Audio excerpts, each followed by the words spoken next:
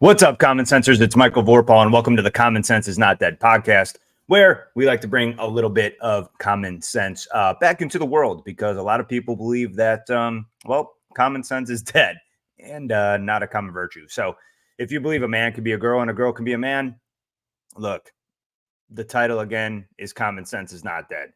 However, because we have the First Amendment, because we have freedom of speech, freedom of thought, freedom of civil discourse and have discussion, I invite you to stay, even if you believe that or 1 + 1 = 3, whatever nonsense is out there, because this is going to benefit you regardless and benefit everyone who applies common sense and are my fellow common sensors out there.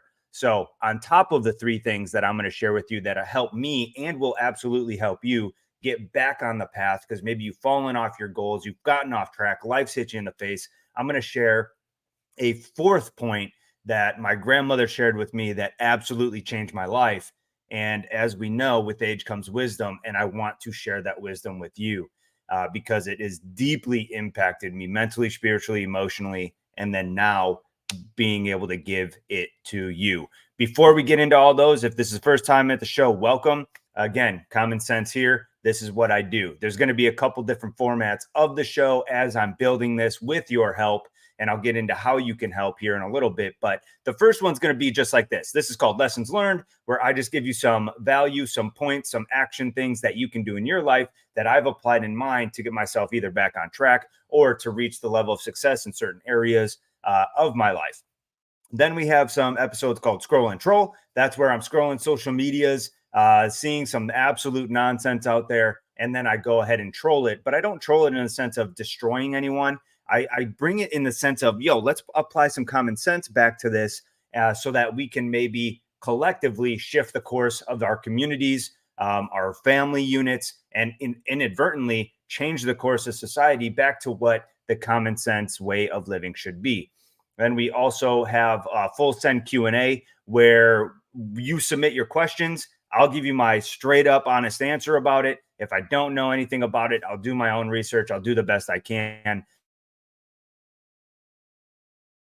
However, you can submit your questions in the YouTube comment section below, or you can go ahead and send them to fullsendforanswers@gmail.com. Again, that's fullsendforanswers@gmail.com. And I'm building into, getting my own domain and stuff like that. But this is just the beginning. So with that being said, why am I doing this show? I'm sorry, there's one more format of the show. It's called Let's Talk About It. That's where I'll see a headline, current events. We'll throw it up on the screen. I'll discuss it and, give my straightforward common sense way forward on how to fix things or just shed some further light as to what's going on. Because unfortunately, there's a lot of crap going on that not a lot of people have the courage to speak up about. So those are the formats of the show, but I need you to contribute to the show. I mentioned earlier that there's a way that you can help this grow, and that's through your contribution to the show, whether that's your questions, whether that's sharing the show, specifically sharing the show on YouTube or Spotify, wherever you're listening to this podcast.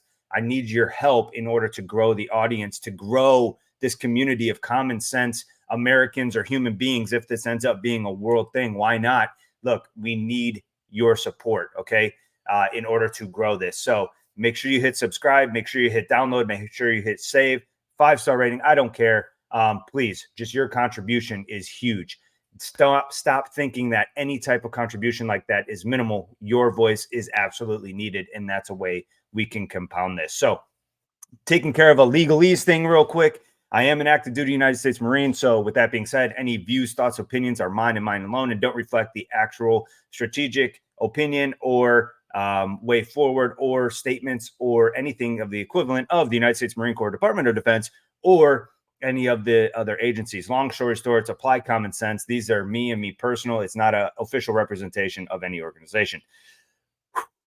With that being said, why am I doing this?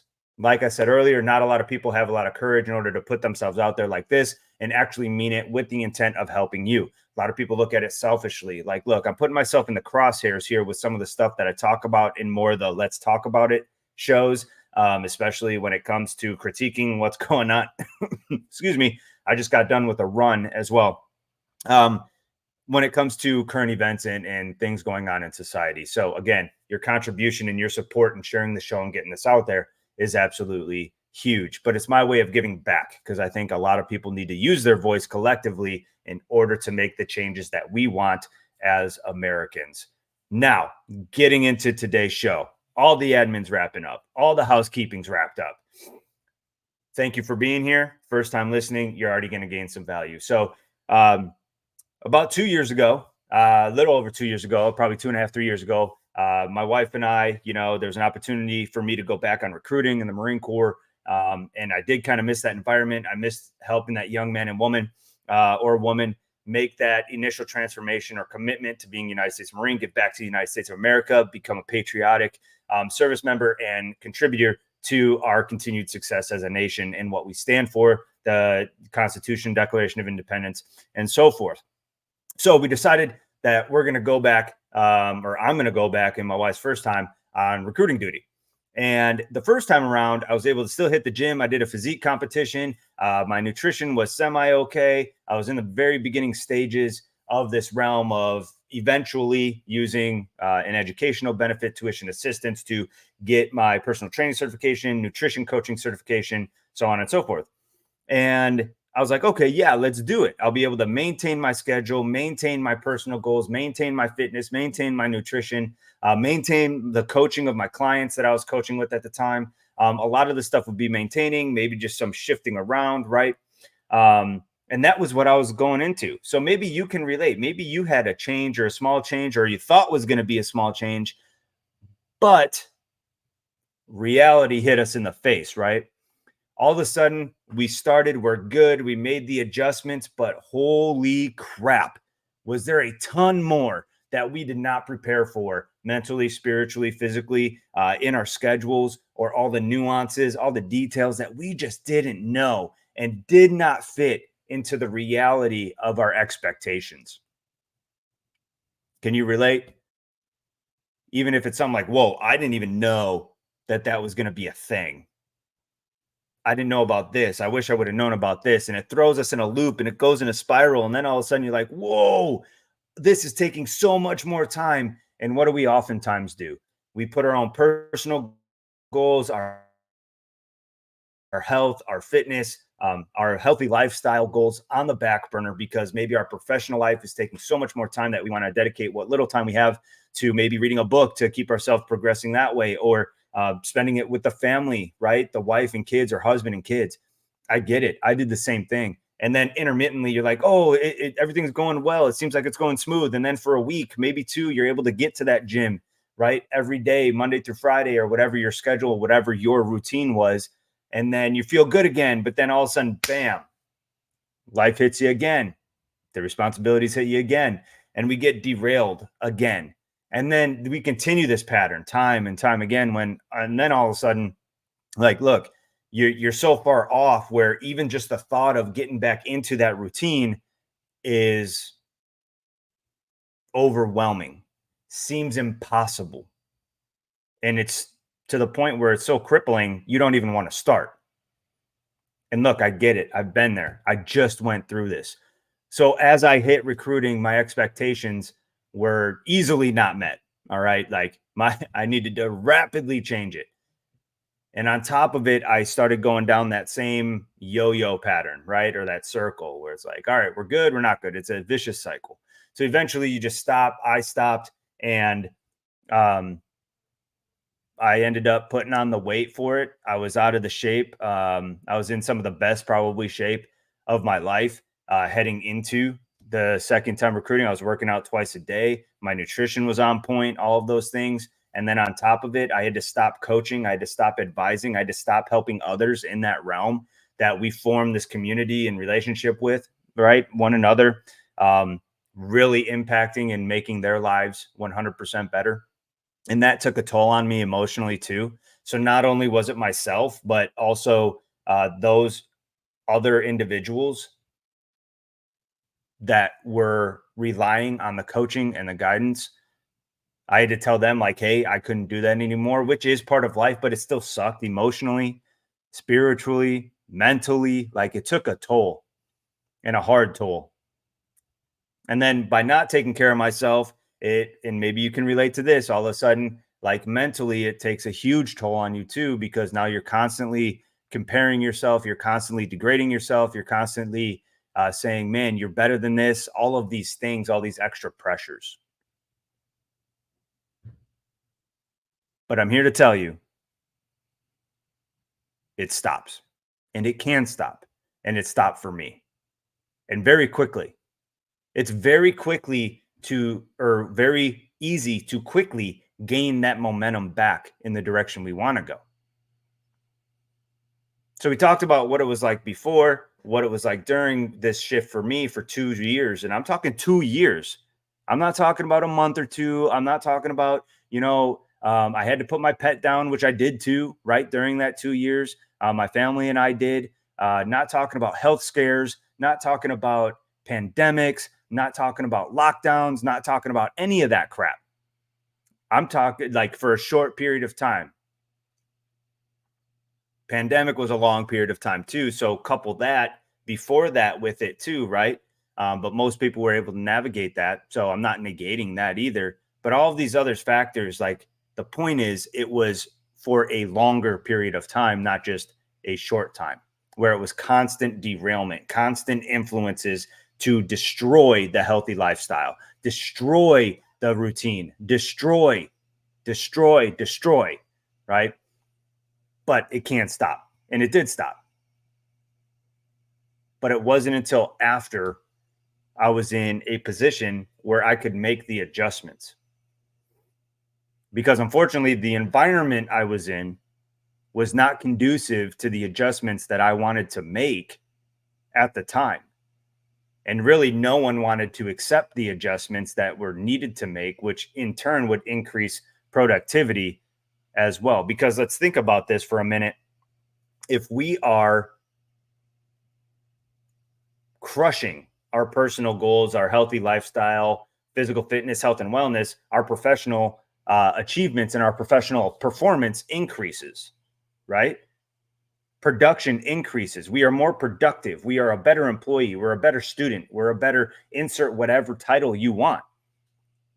And we need to get back to that. And that's the mentality we needed. But unfortunately, I wasn't in the environment that supported that. So that was a huge negative thing too.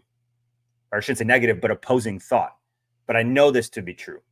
Why? Because in a short amount of time, and I'm going to share you these 3 things that help me snap back out of it and get right to where we need to be again. All right. So thing number 1 that I want you to understand, okay, is you have to audit those who are around you. I had to audit who was around me very quickly during that time period, just to keep the mentality and peace of mind and mentally strong, right? I had to audit who I was listening to, whether that was songs, podcasts, YouTube, but especially in person. What types of conversations were I having on the phone? Was I helping someone, or was I venting and complaining about it and everything? Were the people I talking to just nothing but complainers nonstop? Woe is me. This sucks. All of those things. Was it constant negative? Hey, you're not doing your job. You're not doing this. You're not doing that. How much impact did I allow that to have on me? And let me get it. Let me just be clear. What I'm saying is, if the shoe fits, wear it. If there's a critique, but how much needless other negative inputs are you allowing in willingly? Because you don't have to allow everything, but how much thought and merit are you giving to it? So you have to audit who you're listening to. Okay. Audit who's around you. All right. If those type of people are around you, you need to limit or negate all type of communication with those individuals, or else you're going to very easily slip into that. And I felt myself doing that. So over the course of 2 years, I had to practice this nonstop. And now it's a habit. The second that happens and that becomes a pattern, I no longer listen to that person other than the absolute minimum I need to, in order to keep things moving forward in a professional life. In a personal life, oh, I'm so quick. Nope, you're done. You're out of my life. I don't need you. Because that's not what I want. I don't want those types of individuals. They can watch my example and learn and fix. And if they change, then cool. You're welcome back in my circle. But that's just how it works. That's why I have a really, really small circle. So number 1, audit those who are around you. All right. Ask yourself, who do you have around yourself, and what are their mindsets? And are their mindsets infiltrating your thoughts and therefore dictating your actions? All right. So audit those around us. Number 2, remember that You're not the only one who's fallen off track. It's very easy to get into the woe is me. This is a very simple point, but the constant reiteration and reminding of yourself, which takes work. You have to do this all the time, right? You're not the only one who has gone through whatever it is you're going through. We aren't special. I wasn't special. You're not special. Okay. We all have been through similar things. So you're not alone and you've gone through it together. Remind yourself, I'm not the only one. Maybe do a Google search. Maybe reach out to someone. Hey, do you know someone who is going through this? And how do you go through it and overcome it? Right. And know that others are experiencing the same thing so you don't feel alone. Okay. It's very easy to start feeling alone when you start thinking that you're the only one that's going through it. All right. So you're not going through it. So with that, haven't most influential individuals gone through some sort of process like this as well? If you listen to anyone who's well known, they'll always say, I felt alone. I felt alone. I felt alone. And then all of a sudden they say, what? I realized I wasn't alone and that I had more and that there are people who are around me and that others had made it through it too. And I can do it too. Right. So no one of us is special in this regard. We all go through the same things. Doesn't matter. Okay. So ask yourself, are you telling yourself and are you feeling alone? If so, you need to remind yourself that you are not alone and you need to just start doing the actions in order to get back on track. All right. The third thing, stop the pity party. All right.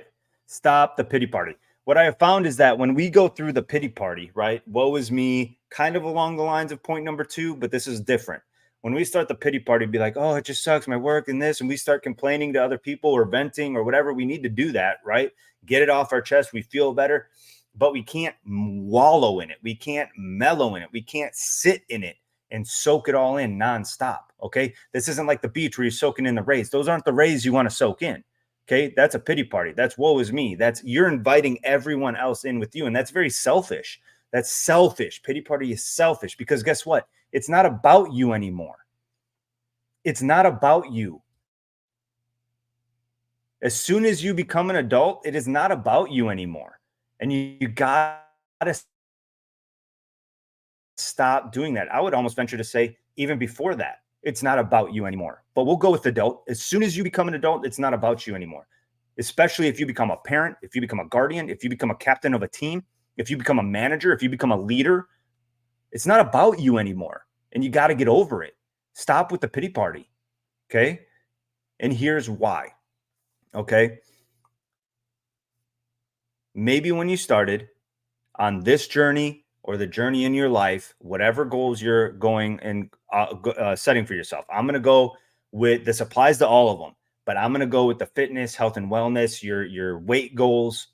Maybe you want to look jacked. Maybe you want to be the best looking dad on the block, whatever it is. Okay. When you are going through and towards those goals, it is not about you. It might have started like that. Okay. But you have to flip the switch and realize others are watching. Always. You might be thinking to yourself, yeah, I go to Planet Fitness or I work out at home and all of that. Like, okay, but if you post something, let's say on social media about your workout, or you put hashtag gym dad, or you say hashtag fit dad, fit mom, right? Fit boss, like whatever, right? Whatever you want to put. The moment you start putting that out there or you put it on your stories, don't you get likes? Don't you get people to view your story? Don't you talk about how you go to the gym or want to go to the gym to others, to your boys, to your girlfriends, to your wives, to your husbands, to your moms, to your dads, to your brothers? Don't you tell people what those goals are? So if that's the case, then others are watching you and it's no longer about you. Because now if you don't do it, what example are you setting? If you're a dad, what example are you setting when you say, yeah, you need to take care of yourself, daughter? Like, think about this. What if I told my daughter, hey, you need to take care of yourself, but I'm just stuffing Cheetos and they hear me complaining about how hard life is and I want to go to the gym, but I just can't do it. But my daughter's sitting here saying, wait, you're telling me I need to do this and take care of myself. and go ride my bike outside. But you're sitting here stuffing your face with Cheetos, getting gelatinous, and then complaining about it. What type of example over time do you think that that sets for that child?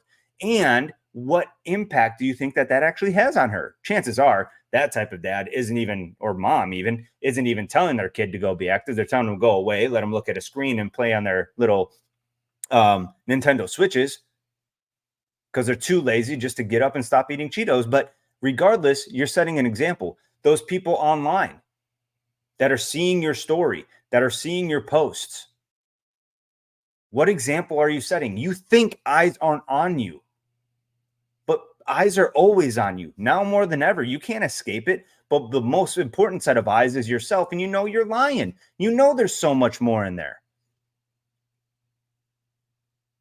You don't realize the impact you have on people and the example you can be. Imagine for a second you fell off like you are right now. You're out of shape. You don't like the lifestyle you have now, and you want to get back to it. You want to get back to your water, nutrition, working out, and then you actually do it. You lose the weight. You get the best fit dad or mom bought in the neighborhood and on the beach, and you look in the mirror and you feel good about yourself. Imagine that impact versus the impact you're having now. Either way, you're having an impact. Either way, someone's looking at you and seeing the example you're setting. There's no way around it unless you want to be a hermit. Don't post anything. Don't talk to anyone. Don't leave the house, and don't have anyone see you. Because the moment you leave the house, you're impacting society, the community, and that's it. That's a fact. It's not about you anymore. It's about the impact you have. And by maintaining a healthy example, you can then gain the selfish benefits of living longer, happier, and I don't know, maybe actually enjoying a fulfilled life. Everything else stems from that. So you got to get off the pity party, right? Or the pity potty. It's not about you. Okay. Stop having a pity party. It's about the example you're setting for others. So those are the three things. All right. Audit those around you. Remember that you're not the only one who's fallen off track, and stop with the pity party. Now, the overall bonus lesson here, okay, that I said I would share with you, that my grandmother shared with me, that applies directly to this and every other aspect in life. Now, I'm a Christian man, right? Christian family. So this has to relate to something so profound that my grandmother said about setting the example. Okay. It's about setting the example. It's about our actions and the importance of every single one of us together, you and I. And I want you to really think about this. So much thank you, Grandma. If you watch this, I love you to death. And I don't think you realize the impact of this lesson that I want to share with everyone else here. And this is what she told me. She said, "You may be the only Bible someone ever reads."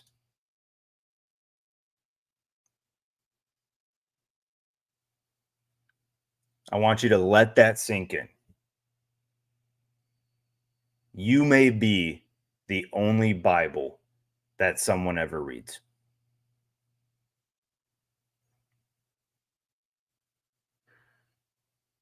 I'm going to let you write that down.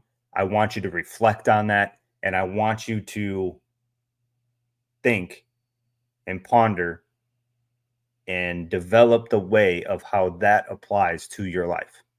One more time. You may be the only Bible that someone ever reads.